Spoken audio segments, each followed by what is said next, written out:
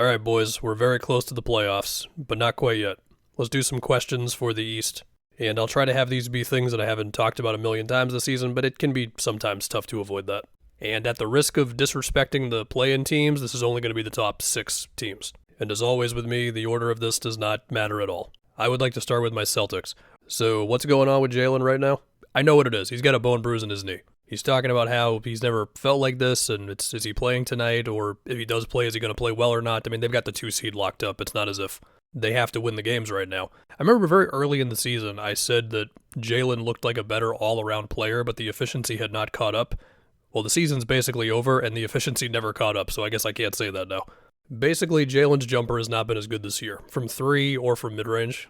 And it also feels like Jaylen's jumpers, where he's got like 1 foot in the paint or he's like right at the free throw line, it feels like those have not been as good this year. And that's always been like a pretty reliable shot for Jaylen, where he'll get ahead of steam and then he'll get the defender kind of reeling a little bit and then he'll pull up for like a, 12-foot jumper or something, or it becomes a turnaround. Those have not been as good for him this season. It's also felt like that's happened a little bit more, whereas before it might have turned into a layup. I don't know what that means. The numbers are not drastically different. It's not as if he's plummeted on his shots in the rim, but it's like a little lower than last season. And the bone bruise, I mean, it was officially diagnosed in like late March, so just a couple weeks ago.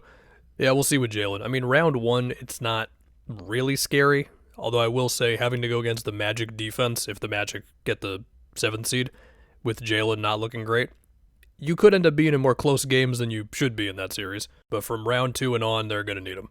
And now for the Knicks, it's going to be the bench, man. Yes, the biggest thing is, of course, Brunson's ankle, but I don't want to just talk about injuries this whole video. Let's start with Mitch. He's still the most important guy.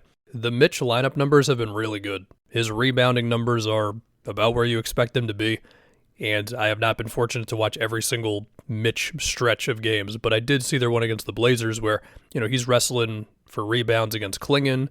He had a few nice switches to contest Shaden Sharp or to defend Denny on a drive. He did bite on one Duop Wreath pump fake, but whether it was like pressuring at the 3-point line or dropping back on screens or starting up high on screens and then backing up, like he looks nimble enough. You do still see some moments where maybe he has to change direction really fast, where he could still look a bit lumbery, if I can make up a word. Is that a word? But for the most part, I think he's moving okay. Will we see a lot of Cat Mitch lineups in the playoffs? I don't know. As for the rest of it, I mean, Tyler Kolek, he's a Tyus Jones type of point guard.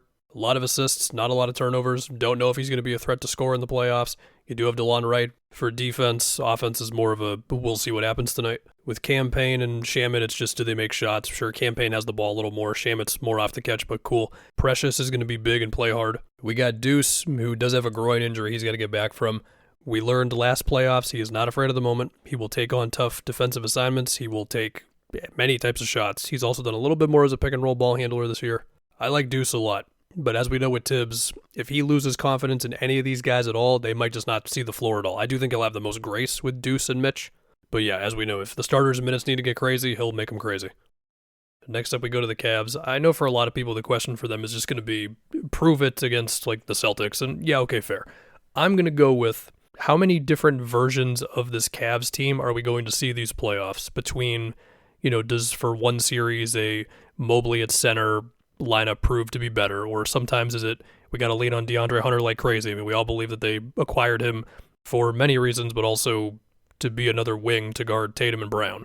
Sometimes do they lean on, let's say, Sam Merrill or Max Strus more for more shooting? Other times is it more so Okoro? Like if they get the Pacers in round 2 and they're just like, all right, we need Okoro to just guard Halliburton all the time in this series. Let's say if they were to get the Pistons, I mean, yeah, like we'd all pick the Cavs to win that series, but that would be like a mini sort of physicality toughness test for them because, I mean, talent-wise, obviously they're better than the Pistons, but the least the Pistons would do is just try to rough up the series. If they were to get the Bucks, and you need Mobley and Allen in there together as much as possible to wall up the rim against Giannis as much as you need. Maybe I'm going too niche. Maybe for a lot of people the question's still just going to be Mobley's offense, even if he's gotten better at everything this year. But I don't know, that's what I went with. Also, shout out Dean Wade. Now let's go to the Pistons, who are going to get either the Knicks or the Pacers in round 1. For me, it's going to be all about Jalen Duren. I mean, given that I'm freaking out about Jalen's injury and he's still playing in some games, the question should be, like, is Cade going to be healthy? But I'll still go with Duren. The Pistons have been a really good defense for a while. If you want to go, like, since January 1st, they've got the 3rd best defense in the league.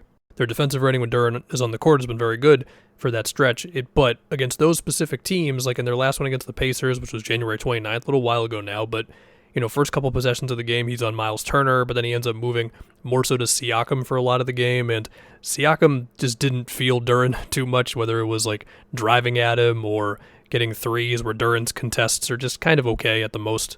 Putting him into ISOs or making him guard screens, but like he's the one who's got to fight around the screen as opposed to, be the big in the screen typically.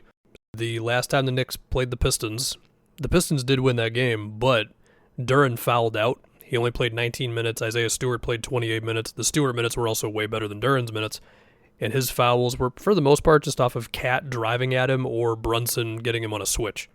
Again, Brunson's ankle, it's a big deal, yeah. So basically these playoffs are going to be the big test for Duren defensively. I mean, again, like he's been part of this improved defense for a while now, and if you want to say, well, those 2 games you picked out are a little too far back from how good they're playing now, I think that's fair, and I would really love if they had played one of these 2 teams like 2 weeks ago, but I don't know, that's what I went with. They do play the Knicks on April 10th. That game may or may not matter at all. It'll probably matter for the Pistons more than the Knicks. And then offensively, I mean, yeah, just be athletic and aggressive. Now let's go to the Bucks. First off, the Dame news was super rough. Best wishes to Dame. I will say the noise around it, and this is something Shams has said, is that he could actually return this season, which, I mean, the second I saw the blood clot news, I just figured Dame was out for the rest of this year, but I'm just some dude, I don't know. Question for the Bucks is Ryan Rollins actually the savior of the Bucks? Okay, my real question is, what crazy stat line is Giannis going to have to put up in these playoffs? I mean, we can hope that Kuzma and Prince and Brook and Rollins and Gary Trent like shoot well enough, or Brook turns back the clock at least a little bit with some scoring inside. Which, to be fair, Brook has had some inside scoring games lately, whether it's catching lobs or drives or putbacks, getting open for rolls against like the Nuggets or Suns. And of course, Dame being able to play is huge for this. But the 2 biggest stat line series of Giannis' career, the finals, 35, 13, and 5, and then the round 2 7-game series against the Celtics, 34, 15, and 7. He might have to do more for this Bucks team to have any chance of a real run here. Again, Dame being available is going to be the big thing here, but like in that round 2 against the Celtics, Giannis, and remember Middleton was hurt for this, but Giannis, he had a 40% usage rate, which for context would put you right at about the highest regular season usage rates ever, which was Russ's MVP year and then Harden in 2019.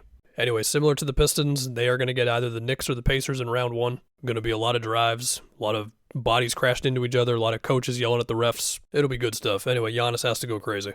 Shout out Ryan Rollins. Bobby Portis is back in a little bit. For the Pacers, who have been a damn good team since about January 1st, it's going to be Mathurin, who does have a calf injury right now, but it doesn't seem like a big deal. It just continues to interest me how Mathurin wants to play and how the Pacers want to play. And if you look at some recent stretches, like in their loss against the Lakers off of LeBron's tip-in, fourth quarter, Mathurin, he gets a 3-point play on a cut, and then he makes back-to-back pull-up jumpers off of just ISOs. And it's not as if they have nobody else who can create something out of nothing. Like, as Halliburton has had a better season after his first, 20-something games. Like, obviously he can do that. Siakam can give you that. But Mathurin can give you that too. However, we all know what the Pacers want to do. They want all their quick screen actions. They want the ball zipping around. And Mathurin, just his processing speed and just his tendencies are not completely going to match that stuff. I mean, he basically still has a neutral assist to turnover for his career. And there was a 3-game stretch recently against the Wolves, Mavs, and Nets where Halliburton did not play.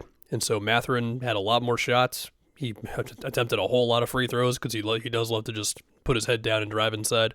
And this is where I think he does benefit from playing in that Pacers offense. When he catches the ball on the move and he's already got a head of steam, something's happening at the rim. Although he can sometimes also just kind of barrel in there and try to do it too much. Since January 1st, which is really when this turnaround started, the Hallie, Turner, Siakam, Nembhard, Nesmith lineup has been their best lineup, but if you replace Nesmith with Mathurin, they are still good defensively, and it is still a pretty big positive in that stretch. So yeah, between minutes where Halliburton is not on the court and maybe it's more Mathurin time, or, I mean, TJ is going to get those minutes too, and TJ is going to be aggressive, but also maybe there's 5 minutes left in a game, they're down by 7, Carlisle says, we just need some more offense, Mathurin, get out there. Let's see what happens.